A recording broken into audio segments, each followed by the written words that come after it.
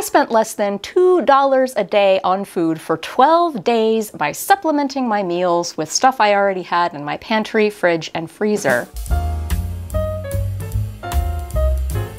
So this is kind of a part 2 to a video that I did somewhat recently where I showed what I already have in my pantry, fridge, and freezer. Occasionally I do videos like that. I just think it's fascinating. I don't know about you, but I think it's kind of fascinating to see what other people have in their pantry. But in that video I showed everything that I already have in my fridge, freezer, and pantry because I think in a lot of these low budgeting videos, people often don't take into account things like carryover. You don't necessarily eat 100% of everything that you buy every time you buy something, especially for big things like giant bags of flour or rice or pasta. And in other food budgeting videos like this that I have done before, I usually do take those kinds of things into account. Like I'll do a lot of math and be like, well, I used 1/45 of this bag of rice, which cost $10, so I only spent 1/45 of $10 on the rice in this dish. But this time I thought instead of nickeling and diming myself and like doing the actual math of all the groceries that I already had on hand, I would basically just show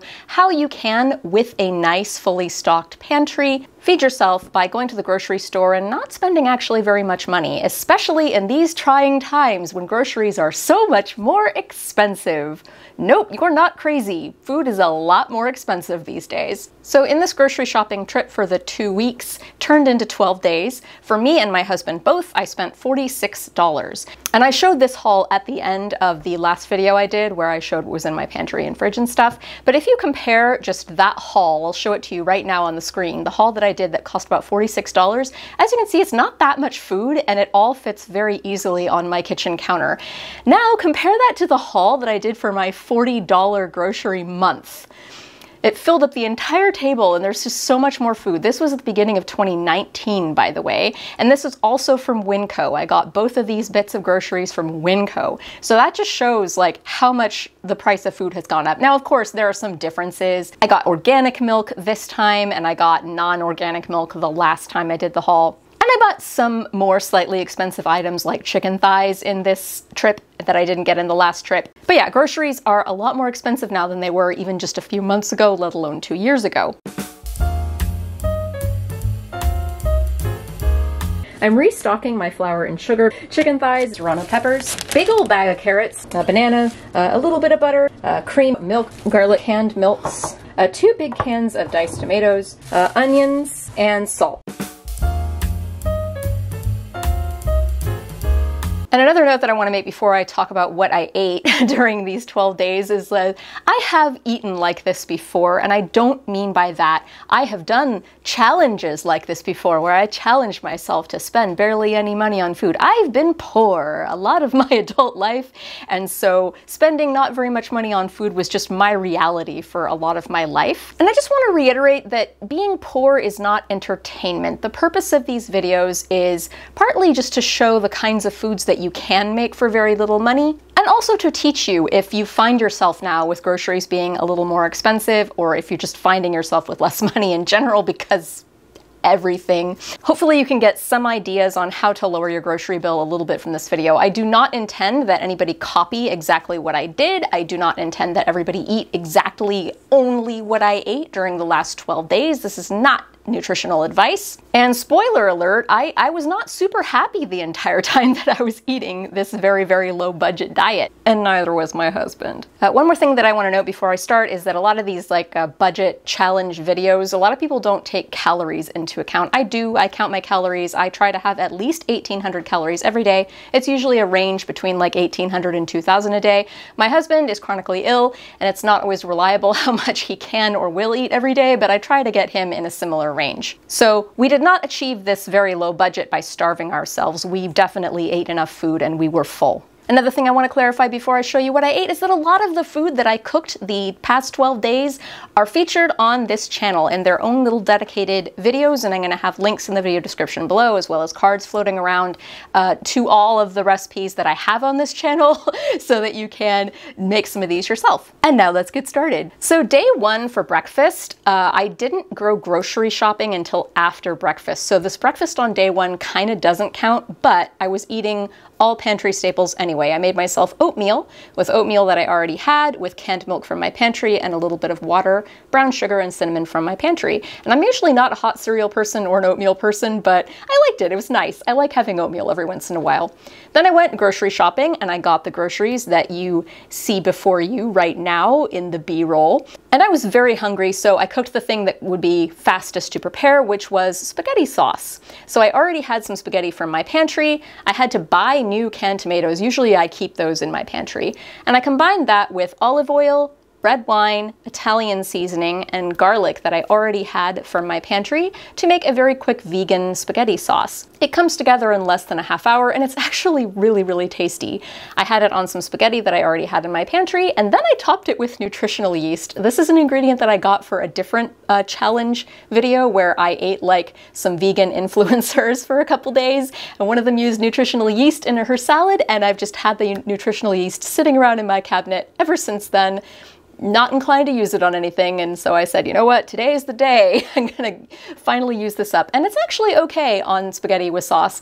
I do prefer parm. The flavor's okay, but what I really don't like about nutritional yeast on it is that it soaks up the sauce a little bit and dries things out. Otherwise, it's fine. And then for dinner, I made probably the most elaborate and maybe the most expensive thing of the 12 days, and that was chicken curry with some butter turmeric rice. I used ghee and turmeric and rice, all that I already had in my pantry, to make the rice. And then I made the chicken curry out of fresh chicken that I bought, fresh canned tomatoes, new canned tomatoes that I bought, and then a bunch of spices and dried coconut that I already have in my pantry. This is the sort of thing, if you're gonna be cooking Indian food regularly, like you invest in all of these spices up front and then they last you for years. And I love this chicken curry, I make it a lot, and it was a very welcome thing to eat.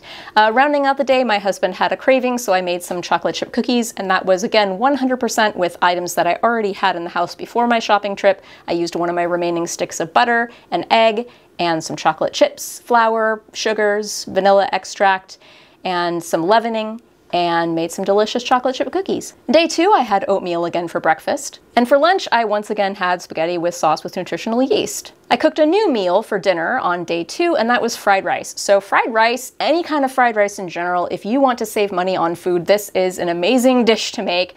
It's also an amazing dish to make if you want to mitigate food waste, because as well as jasmine rice that I already had in my pantry, some Chinese 5-spice that I whipped up myself with spices that I already had in my pantry. I'm gonna sound like a broken record because so much of this I already had in my pantry, and some soy sauce that I already had, and I used some rendered chicken fat for the oil component, because when I made the chicken curry earlier in the day, it requires taking the meat and the skins off of the bones. So I froze the bones for later along with some onion and carrot scraps, which I'm later going to turn into chicken broth, free chicken broth. And the skins I cut up into little pieces, and I rendered them into crispy little treats for my cat, my little calico cat, Miney loves them.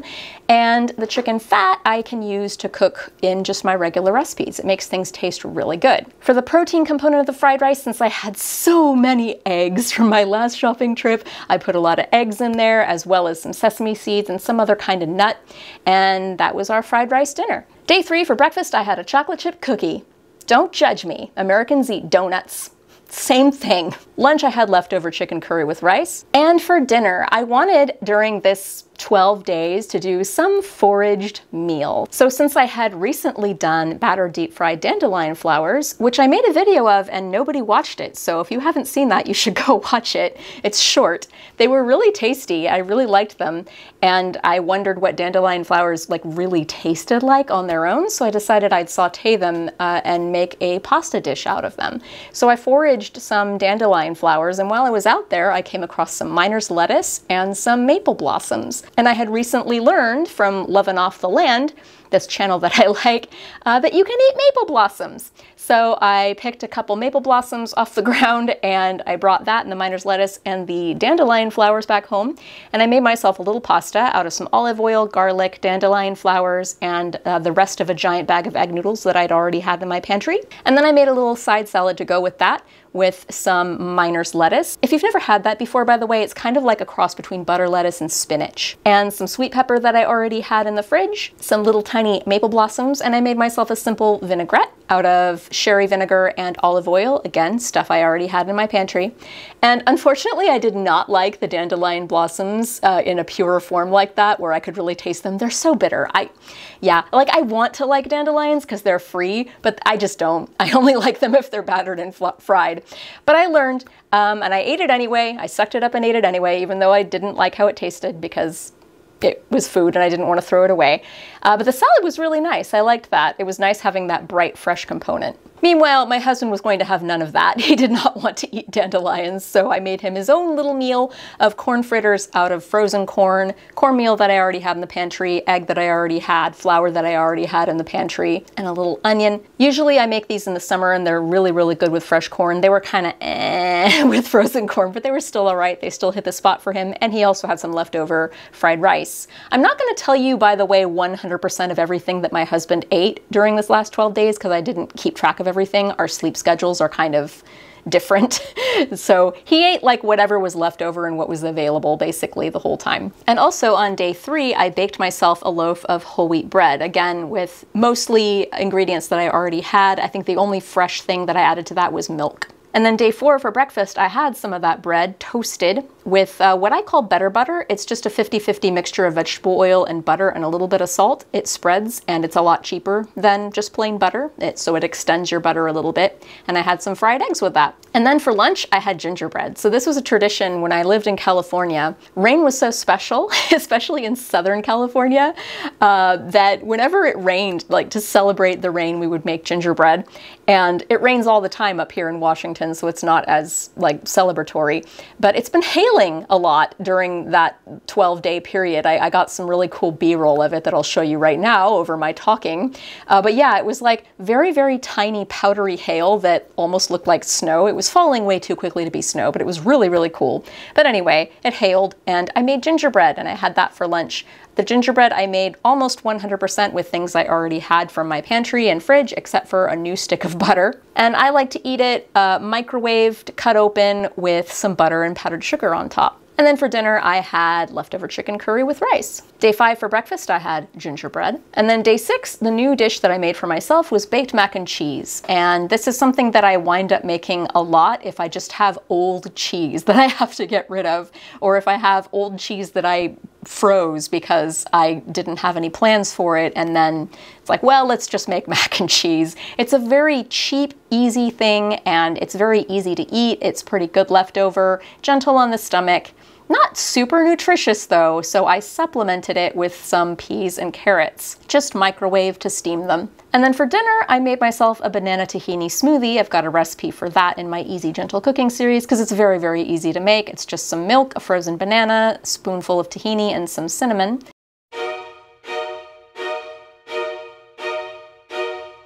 And then day 6 is where things started getting a little tough. So I don't know if you've been paying very much attention to the nutritional components of all of the things that I had eaten thus far, but it was very, very carb heavy. Like most of my meals that I was eating, the main component of the dish was a starch of some kind, either the pasta in spaghetti with sauce, the pasta in mac and cheese, the rice in even the chicken curry with rice. Barely any of that was actual chicken. During the course of the week, on average, I ate a quarter of a chicken thigh per day. That's like less than 1 ounce of meat per day on average. I usually eat a lot more meat than that. I also wasn't eating as many vegetables as I usually eat. It's like basically all the parts of my diet that I normally would devote to meat and vegetables were now starch. And my guts were not having it. I started getting horrible gas and like just bad gut stuff for a few days. And I was starting to also feel dizzier than usual. I tend to have dizzy spells now and then anyway, because I have low blood pressure and my limbs are super long and it's sometimes hard for my circulation to work out. But yeah, I was experiencing them a little more often than usual. And like not feeling myself because of my diet. And before you start diagnosing me like, oh, it must have been that dairy, or oh, it must have been that wheat. It's like, no, really, I think it was just because I was suddenly eating a very different diet than what I was used to, and my system was just having a hard time adjusting to that. Spoilers, later, by about day 11, it had balanced out and I was feeling okay again. So I think my gut just needed to adjust to the new diet. But yeah, a word to the wise, if you're going to suddenly change your diet, you're probably gonna experience a little discomfort. So day 6, continuing with the carb theme. Breakfast I had gingerbread. Lunch I had a new dish, peanut sesame noodles. So this, I cannot sing this dish's praises enough, and I have a dedicated video to this, so definitely check that out later if you're interested. It ticks pretty much every single box. It is cheap, it is delicious, it is rather healthy, depending on how you make it. And it uses pretty much 100% pantry staples, and it's very easy to make. So it's just like everything that you want in a dish if you want to save time and money and still be healthy and still eat delicious food.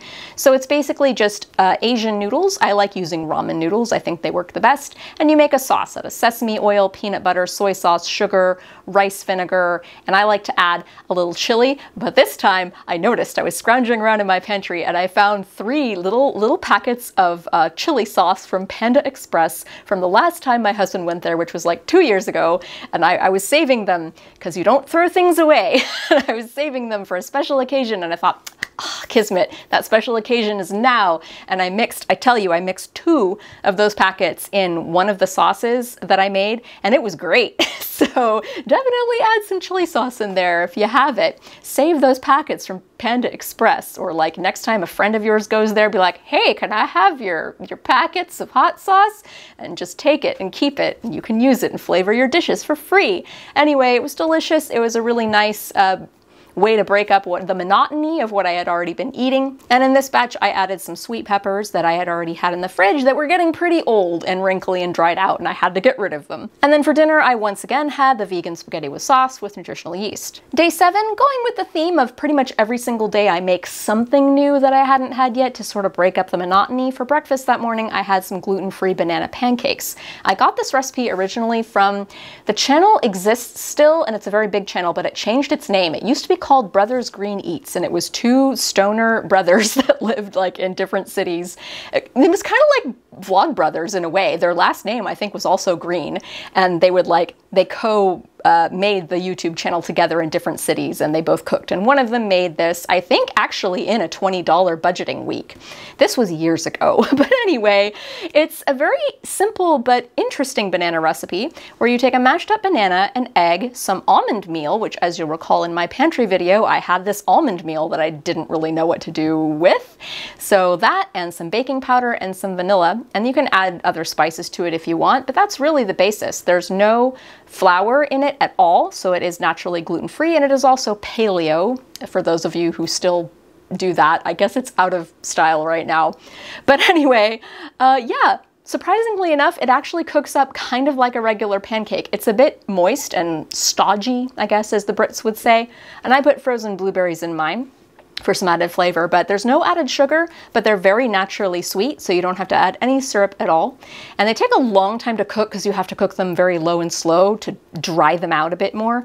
But that was really nice, a nice change, nice breaking up of the monotony. And then for tea, I had some potato chips. So I don't think I noted every single day that I had a little bit of potato chips, but I did have a bag of potato chips just sitting in the pantry, which I had bought for a sandwich making video, like a sandwich ideas video, and I wanted it in there just to show people, oh yeah, you can get potato chips, or you can get crunchy fresh veggies and be healthier. So I'd got the potato chips just for the thumbnail and for like the video, but I had no plans of eating them, so they had just been sitting there in my pantry for a month, and I was like, oh, I should eat potato chips. So yeah, every time I needed another 100 to 200 calories to make my 1800 for the day, I would snack on potato chips. For lunch, I had peanut sesame noodles again.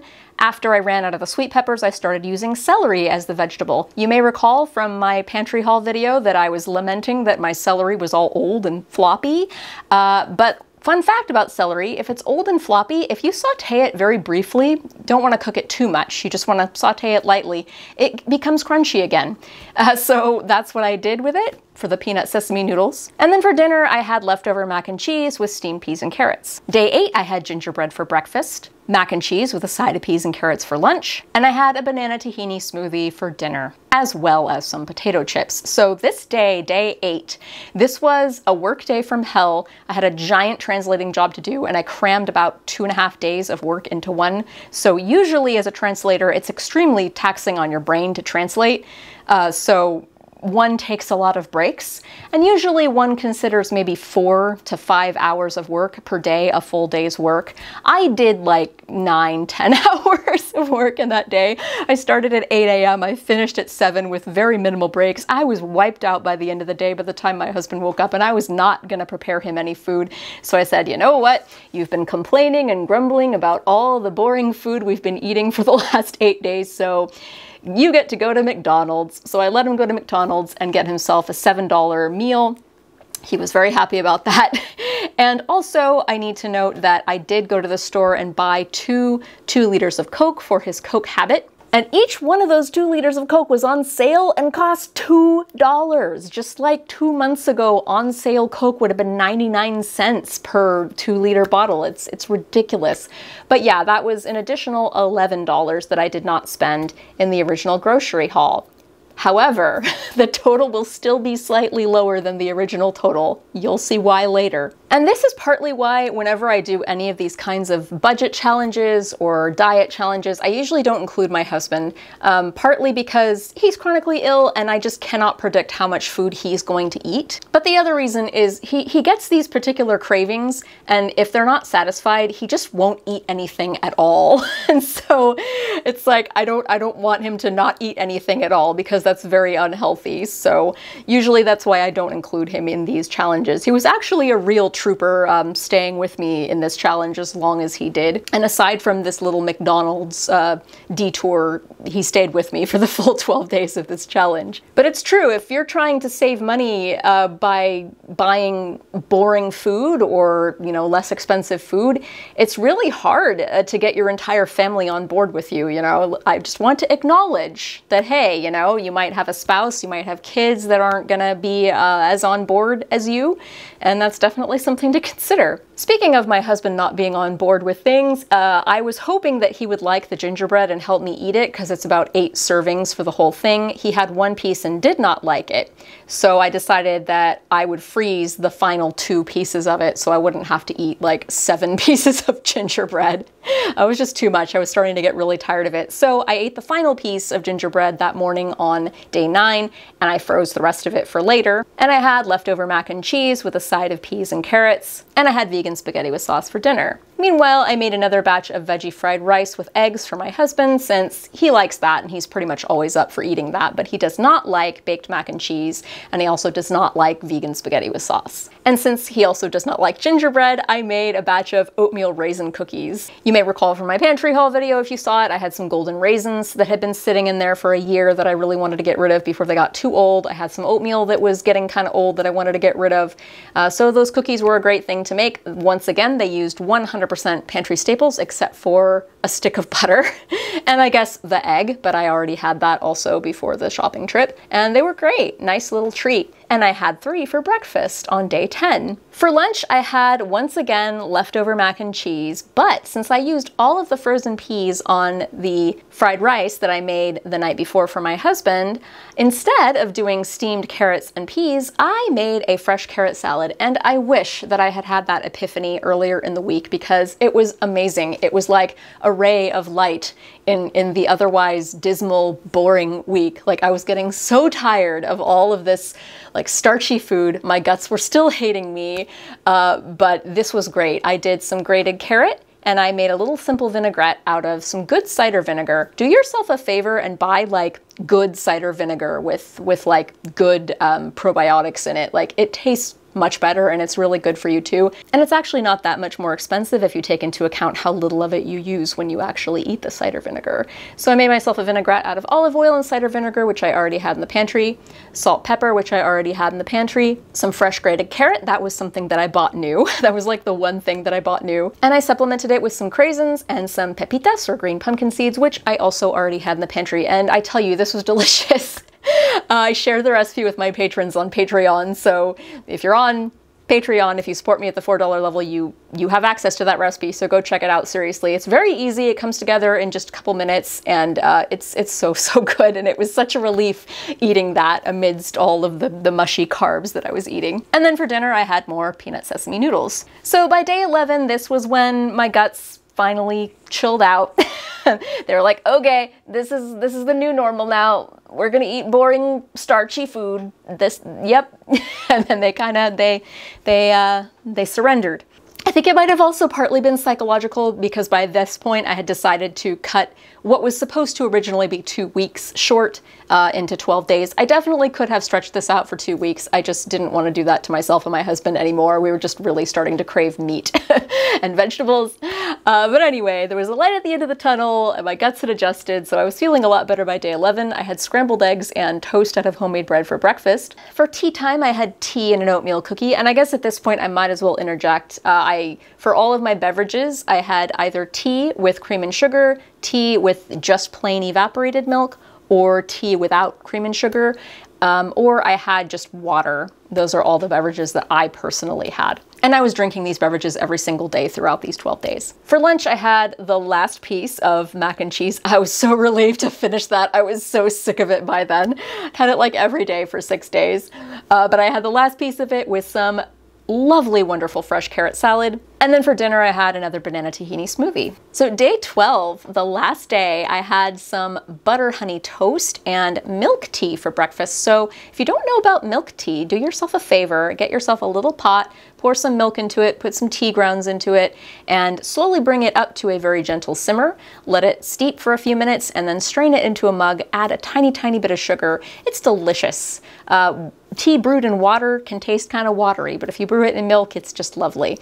And then, since actually this was Easter Sunday and we had a mess of eggs left over, I decided to make deviled eggs. Also, my husband loves deviled eggs, and I do too. But if you saw my pantry and refrigerator haul video, you may recall that I was out of mayonnaise. So I made my own mayonnaise. I hard-boiled 8 eggs and I saved out 2. Why 2, you may ask? Because I have messed up mayonnaise in the past and I wanted to just have a spare raw egg for insurance. So I hard-boiled the eggs for the deviled eggs and I made mayonnaise by blending 1 egg with a 1/4 cup of olive oil, some mustard powder, some cayenne pepper, some salt and sugar, some white vinegar, and then you slowly drizzle in about 1 cup of vegetable oil until it emulsifies and thickens and gets all springy and bouncy, just like the regular mayonnaise you'd buy at a store, only it tastes so much better. The only drawback of homemade mayonnaise is, unlike store-bought, it does not last for months and months and months in your fridge after you open it. It only really lasts for a week after you make it.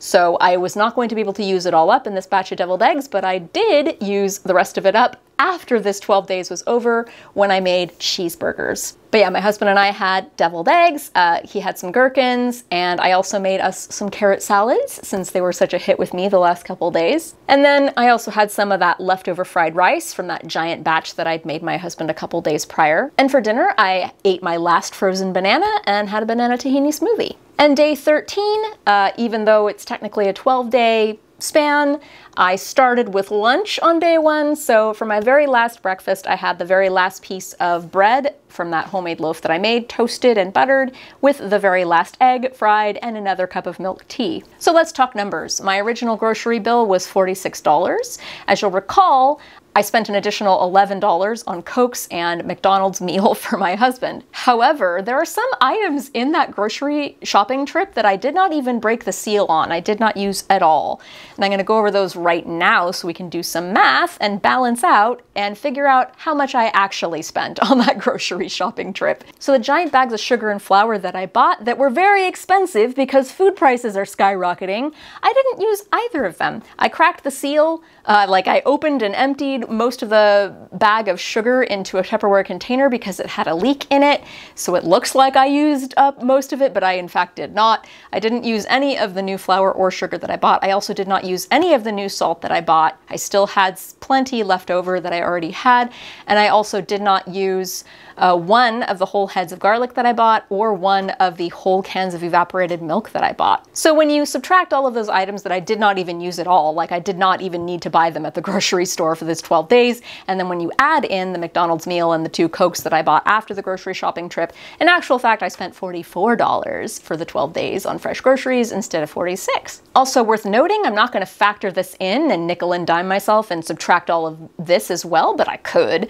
But this is food that I bought, that I ate some of it, but I did not finish, and I will eat it in the coming days and weeks. So there's about 4 tablespoons of butter that I did not use, 1/3 of a head of garlic, 1/2 to 2/3 of the bag of carrots, 1/2 of the quart of cream, 1/8 of an onion. It's like in that little plastic bag. I wound up using the rest of that in spaghetti sauce, 2 cups of milk, and the 2 pieces of gingerbread that I froze. So it wound up being the case that I spent about $1.83 per person per day. This works out to about $13 per person per week and about $54 per person per month on new food to combine with the food that I already had. Of course, the food I already had, I did spend money on it in the past, so I'm not going to pretend that, oh, I only spent $1.83 per day on food. Haha, I'm so savvy. But this is really how we should be thinking about grocery budgeting. We should have stores of things in our pantry that we can kind of fall back on and carry over. You know, you might spend $40 on a 25-pound bag of rice at H Mart a month ago, but it's gonna last you for the rest of the year, so it's a good investment. So my closing thoughts is, being poor sucks.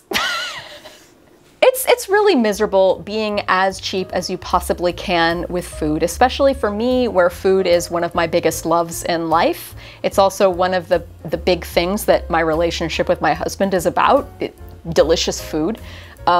At night, when we're in bed together and I'm getting sleepy, instead of whispering sweet nothings in his ear, I'll whisper like food that I'm craving or that I feel like cooking next week. And it's pretty miserable eating the same thing every day, eating boring food every day. And that's kind of what it takes to eat very, very extremely cheap.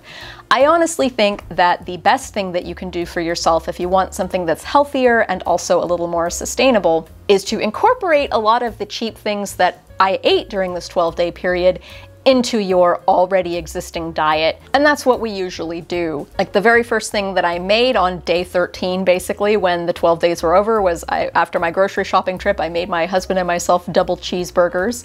And I mean, it used 100% stuff that we already had, like aside from the lettuce and the beef, everything that went into those burgers were things that we already had before that shopping trip, including the buns. I had bought them a few months prior and I had not used the whole 8-pack, so I froze the rest of them for later. And I'm making spaghetti with sauce for another one of our meals for the next few days because it is a nice cheap thing and it does taste good, and it's not a miserable thing to eat every day as long as you're supplementing it with plenty of like other more nutritious and interesting meals. So I know that my extreme budgeting videos like this tend to perform better on this channel than pretty much anything else I upload here. And if I were, you know, trying to play the game and like become more popular on YouTube, that's pretty much all I would do on this channel. But honestly, it's just kind of miserable eating cheap, poor food all the time. I do like to celebrate that, you know, it does taste good. Everything that I ate during the 12 days, I enjoyed, except for the dandelions, but everything else I really did genuinely enjoy. It's just if that's all you're eating, it really does get very boring. It does get a little bit lacking in nutrition. Looking back, I think I was just a little iron deficient probably, because mostly what I was craving towards the end of the 12 days was meat, specifically red meat, and vegetables, specifically greens. So sounds like an iron deficiency to me. But yeah, that's something to consider if you want to save money by being an extreme budgeter with food. There is a balance that has to happen. And spending only $10 a week on groceries does not make you a better person. It doesn't make you a morally superior person. It just makes you a miserable and less healthy person. And if that's your reality, if you're spending that little on food because you really have to, like, that sucks. I'm so sorry. I've been there. But if you're hoping to adapt some of this into your lifestyle just to save money, consider that you do sometimes have to be nice to yourself and eat tastier food that's a little more expensive.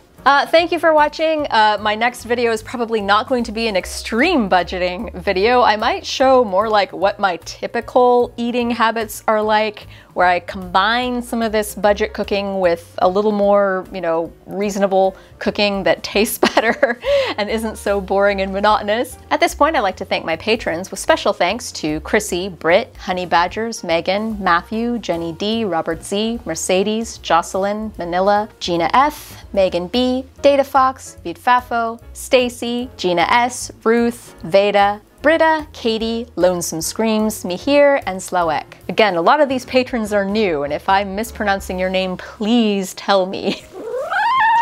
Bye.